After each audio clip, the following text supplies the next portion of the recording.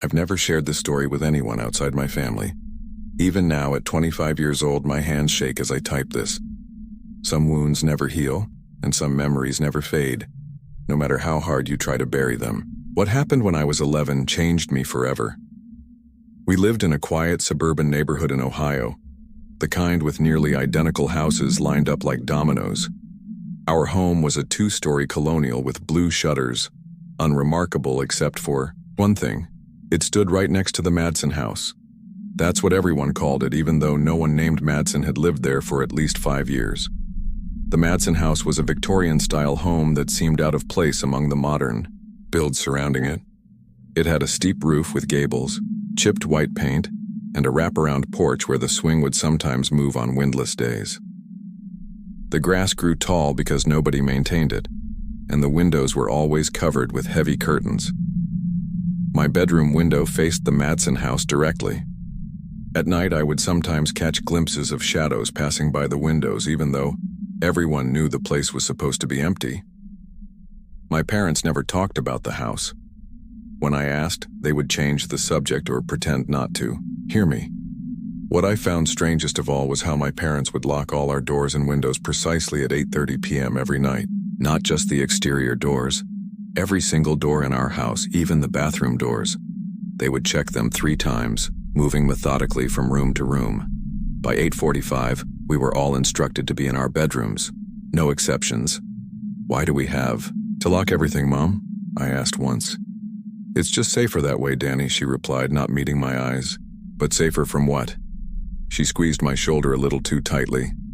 "Some questions don't need answers, honey. Just promise me you'll never go outside after dark, especially not between 9 and midnight. Promise me." I promised, of course. But kids are curious by nature, and forbidden things have a way of becoming irresistible. It started with small things I could almost convince myself were normal. The wind chimes on our back porch would play when there was no breeze. Our dog, Max, would refuse to enter certain rooms, hackles raised, growling at empty corners. Television would switch channels on its own, always to static, always at exactly 9:13 p.m. One night I was doing homework at my desk when I heard a tapping on my window. 3 distinct taps, pause, then 3 more.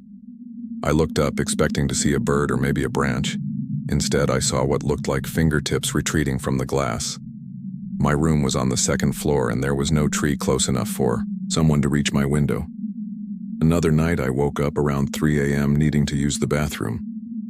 As I passed my parents' room, I heard them whispering urgently. "It's getting worse," my father said. "The Thompsons said they heard singing coming from inside last night." "We can't move," my mother replied. "You know what the real estate agent said. No one will buy a house this close to it." "Then we need to tell Danny the truth. He's old enough to understand." "And scare him?"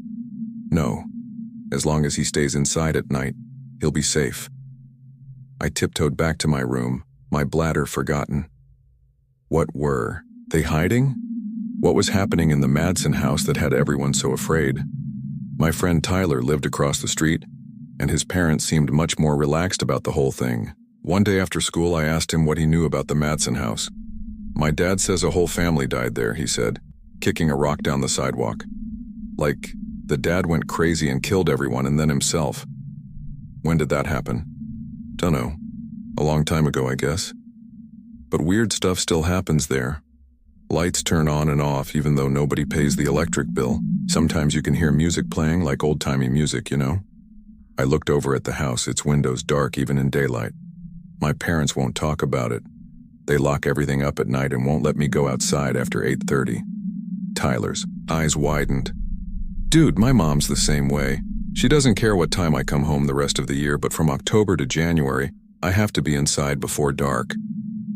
That was the first time I realized the strange rules might have a seasonal pattern. It was currently mid-October, and the nights were getting longer and colder. A few days later, I was taking out the trash at dusk when I noticed something odd about the Madsen house. One of the upstairs windows was open just slightly. I was sure it had been closed earlier that day. As I stared, trying to convince myself I was imagining things, I saw a pale hand push the curtain aside, Just for a second, but long enough for me to see long, thin fingers with blackened nails. I dropped the trash bag and ran inside, not stopping until I reached my room. I didn't tell my parents what I'd seen. Somehow I knew they wouldn't want to hear it. That night at exactly 9 p.m., I heard it for the first time. A woman's voice, singing a lullaby I didn't recognize. The melody was beautiful but somehow wrong, like it was being played at the wrong speed. And it was definitely coming from the Madsen house.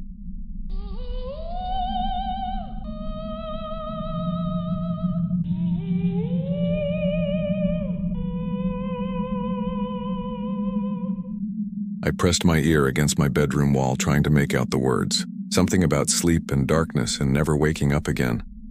A chill ran down my spine and I jumped back from the wall when I heard a soft thump from the other side, like someone had placed their hand directly opposite mine. The singing continued. Every night after that, always starting at 9 p.m. and ending precisely at midnight. Sometimes it was accompanied by other sounds, footsteps on the porch, the creaking of floorboards, or what sounded like furniture being dragged across hardwood floors.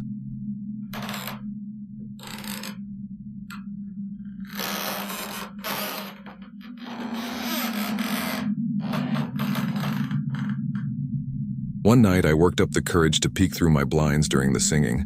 What I saw made my blood run cold. Every window in the Madsen house was lit up from within, a warm yellow glow that should have been inviting but somehow looked diseased. Shadows moved back and forth behind the curtains, too many shadows for an empty house. And that's when I saw her for the first time. A woman in a long white nightgown standing on the widow's walk at the top of the house. Her hair was long and dark, moving in the wind, except there was no wind that night. She was looking directly at my window, directly at me, and even from that distance I could see she was smiling. I let the blinds snap shut and dove under my covers, heart racing, telling myself I had imagined it all. But deep down, I knew what I had seen was real, and I knew she had seen me too. As October gave way to November, things got worse. The singing became louder, sometimes accompanied by screams or sobbing. Lights in the Madsen house flickered erratically, like some demented Morse code. On several occasions, I woke up in the middle of the night to find my bedroom window open, even though I distinctly remembered it being locked before I went to bed. My parents grew more tense with each passing day. My father started drinking, something I'd never seen him do before. My mother developed a nervous tic, constantly checking the locks, muttering under her breath counts of 1, 2, 3 as she tested each one. Dark circles formed under their eyes and they jumped at the slightest sounds. I started having nightmares about the woman in white. In my dreams, she would stand at the foot of my bed, singing her lullaby.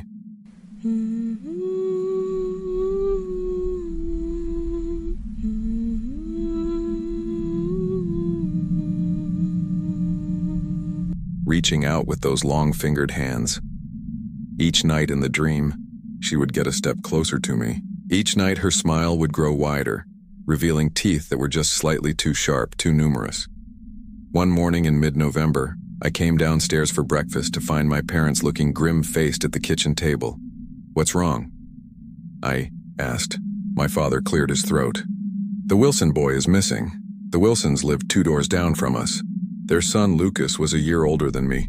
What happened?" "He snuck out last night," my mother said, her voice barely above a whisper. Around 9:30, his parents thought he was in bed, but this morning, his room was empty. "Did they call the police?" My parents exchanged a look I couldn't interpret. "Yes," my father finally said, "but they won't find him." "How do you know?" Another look between them. "Eat your breakfast, Danny. You'll be late for school." At school that day, Lucas's disappearance was all anyone could talk about. Rumors flew. He'd run away to live with his dad in California. He'd been kidnapped. He'd fallen into the old well in the woods behind the neighborhood. But Tyler had a different theory.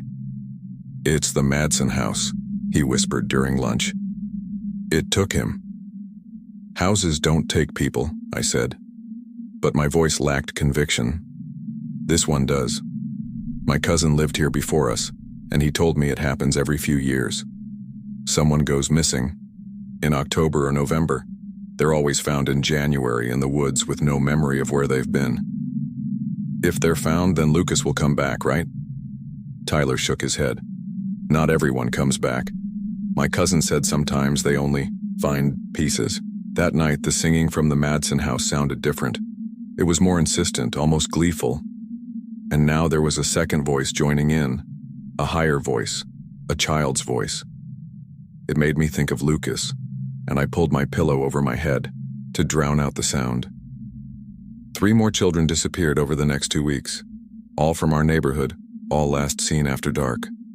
The police increased patrols in the area, but somehow they never seemed to notice the lights and sounds coming from the supposedly vacant house next door. My parents stopped going to work. They took turns keeping watch, though they never explicitly said what they were watching for. They moved my mattress into their room, insisting I sleep there just until this all blows over. The strain was visible on their faces. They looked like they had aged years and weeks. Then came the night everything changed. It was December 1st, and I was awakened by the sound of breaking glass. I sat up in my makeshift bed to find both my parents gone. Downstairs, I could hear my father shouting. I crept down the stairs to find the front door wide open, cold air rushing in. Through the doorway, I could see my father standing in our front yard, shouting at the Madsen house. My mother was trying to pull him back inside. "You can't have him," my father was yelling. "You can't have our son." The entire Madsen house was lit up, every window blazing with that sickly yellow light. And there, on the porch, stood the woman in white. Even from a distance, I could see she wasn't normal. Her proportions were wrong, arms too long, neck bent at an unnatural angle. Her face was obscured by her hair, but I could see her smile, wide and hungry. She raised one elongated arm and pointed directly at our house. No, not at the house.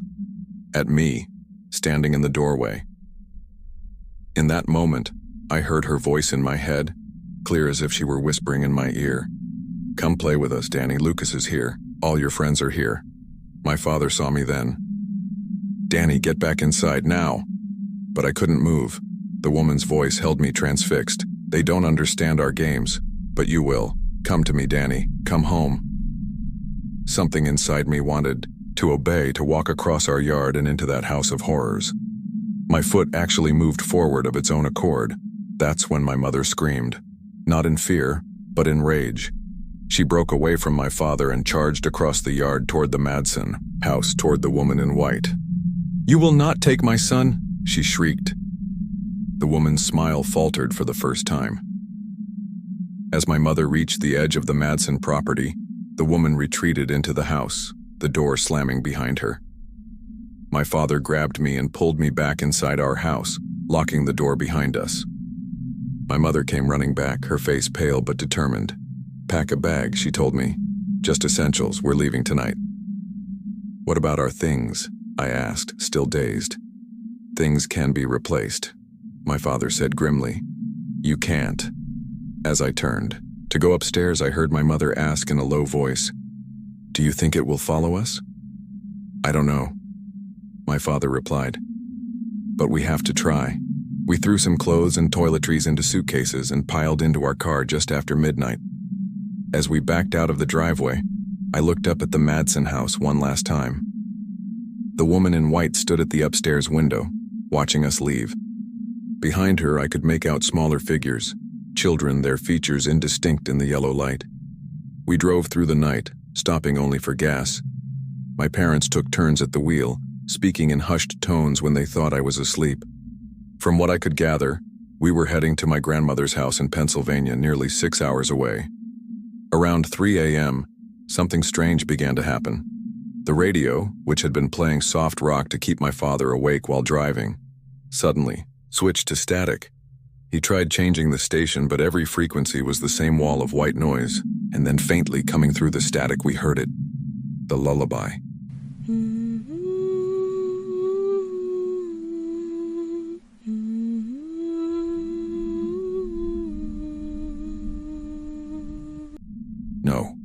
mother whispered.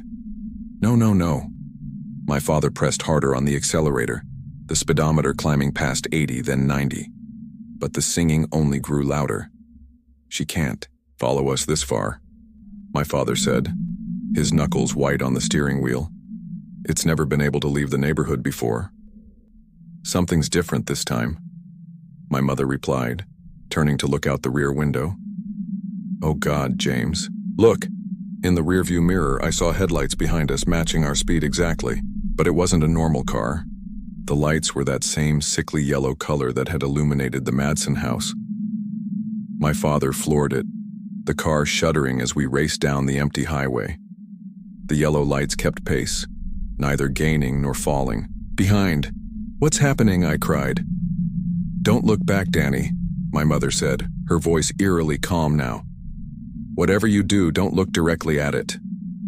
But of course, I couldn't help myself. I turned in my seat and looked out the rear window. What I saw wasn't a car at all. It was a swirling mass of yellow light, within which I could make out faces, dozens of them, contorted in silent screams. At the center of the mass was the woman, in white, her hair streaming behind her like tentacles, her smile wider than any human mouth should be able to stretch. As I watched, horrified, she extended one impossibly long arm toward our car. Her fingers elongated even further, becoming like black talons that scratched at the air behind us. She's coming, I screamed. The car swerved as my father jerked the wheel in panic. We skidded across the empty highway, tires squealing as he fought for control. Just as he straightened us out, something hit the back of the car with tremendous force. We were propelled forward, the engine screaming, the speedometer now well past 100. We can't outrun it, my mother said, tears streaming down her face. James, we have to do something else. My father nodded grimly. There's a church about a mile ahead, holy ground. Will that work? It has to. The car shuddered again as something heavy landed on the roof. Long fingers, black-nailed and skeletal, began to curl around the edges of the windows. My mother reached back and grabbed my hand. Close your eyes, Danny. Whatever happens, keep them closed and don't let go of my hand. I squeezed my eyes shut just as the rear window shattered, sending glass shards flying through the car. Cold air rushed in, carrying with it the sound of that terrible singing, now so loud it felt like it was coming from inside my own head.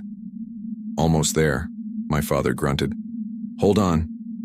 The car swerved again, then started to slow. I could feel something pulling at me, trying to separate my hand from my mother's grip. I held on with all my strength, keeping my eyes tightly shut as I had been told. Our Father, who art in heaven, my mother began reciting, her voice shaking.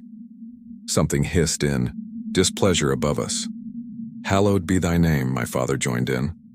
The pulling sensation grew stronger. The singing became discordant, angry. Thy kingdom come, thy will be done, they continued together. I felt cold fingers brush against my neck and I couldn't help it. I screamed.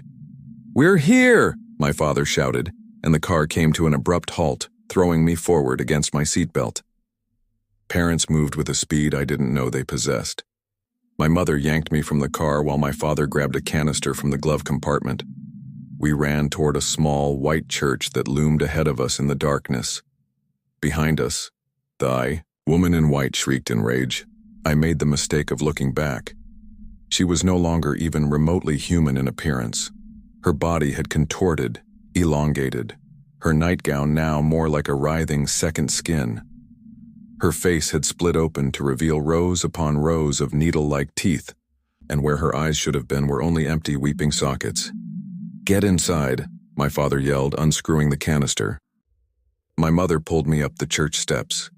As we reached the door, I saw my father throw the contents of the canister at the approaching horror. Salt, I realized, forming a line between us and her. The woman in white hit what seemed like an invisible barrier at the salt line. She writhed and screamed, her form flickering like a bad television signal. My father backed up the steps to join us, never taking his eyes off the creature. We need to get inside. The salt won't hold her for long.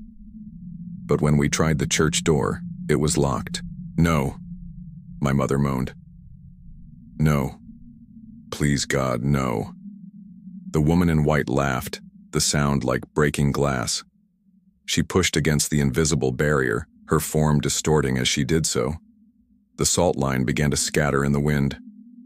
The windows, my father said desperately. Try the windows. But as we moved to check them, the woman in white broke through the barrier.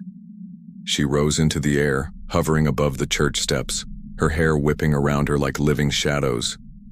You thought you could take what's mine, she hissed, her voice no longer beautiful but grating and multi-toned, as if many people were speaking at once. The boy belongs to me. All the children do. He's our son, my mother said, pushing me behind her. For now, the woman replied, her smile stretching impossibly wider. But soon he'll be with the others, in the walls, in the floors, part of the house forever. She lunged forward, her arms extending like rubber, fingers grasping.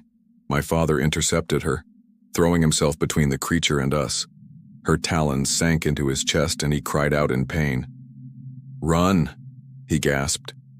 My mother dragged me around the side of the church, looking frantically for another entrance. Behind us, I heard my father scream.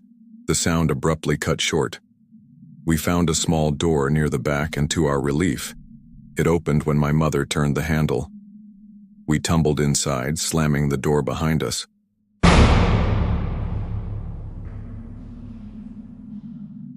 The interior of the church was dark and silent. Moonlight filtered through stained glass windows, casting colored shadows across the pews.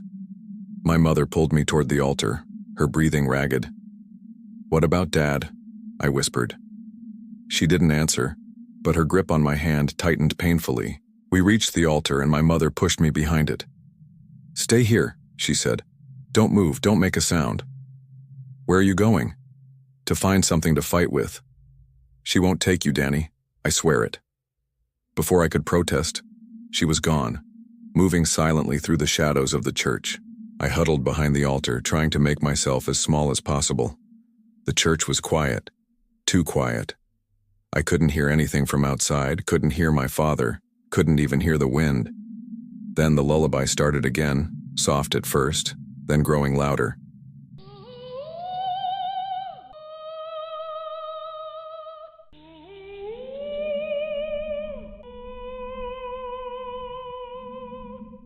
It seemed to come from everywhere and nowhere at once, as if the church itself were singing. Danny, a voice called, sweet and inviting. Come out, Danny. Your father's waiting for you. I pressed my hands over my ears, but the voice continued, now sounding exactly like my father. It's okay, son. She's gone. You can come out now. I knew it wasn't really him, knew it was a trick, but part of me wanted desperately to believe it. I bit my lip until I tasted blood, focusing on the pain to keep myself anchored in reality. The singing stopped abruptly. The silence that followed was somehow worse. I strained my ears, trying to hear my mother, trying to hear anything. Then came a new sound, a soft, wet, dragging noise, coming closer to the altar. Something was pulling itself across the church floor, leaving a trail of moisture behind it. I peered around the edge of the altar and immediately wished I hadn't. What had once been my father was crawling toward me, his body broken and twisted in ways that shouldn't have been possible. His head was on backward, his neck snapped completely, around, but his eyes, still alive, still aware, found mine. Run, he gurgled through a throat that was no longer shaped for human speech. Behind him, floating several feet above the ground, was the woman in white. She held something in her hands, something that dripped dark liquid onto the church floor. My mother's heart.